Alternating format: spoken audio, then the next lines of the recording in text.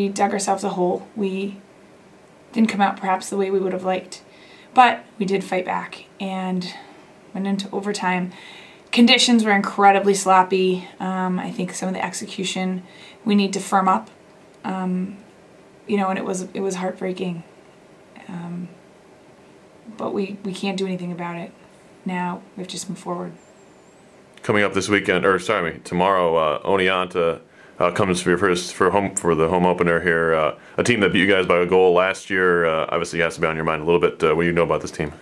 So they are, in a good way, we're keeping the little details, or we don't know much is what I'm saying. They haven't played anybody yet. We're their first game, and we haven't played them since last year, first game as well. So like everyone, they've evolved, and they have a new class in. So for better or worse, and I like to chalk it up to a really good challenge, we're going to do a lot of on-field scouting, and we're going to have to use our sophistication and our brains a little bit to play. On your home field, they do a pretty good job clearing off. I hope for better weather. But what are you guys trying to do to kind of counteract some of the things? Obviously, you've been practicing in this weather as well.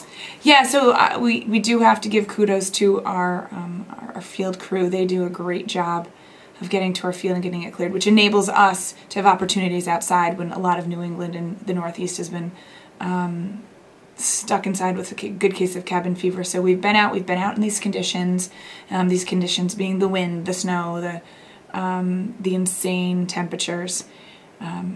So I don't think that this is necessarily a factor for us right now. And this is the first time, I guess, we've talked since the long run, another third straight conference title, and first, I believe, first perfect season in the Liberty League as far as record goes.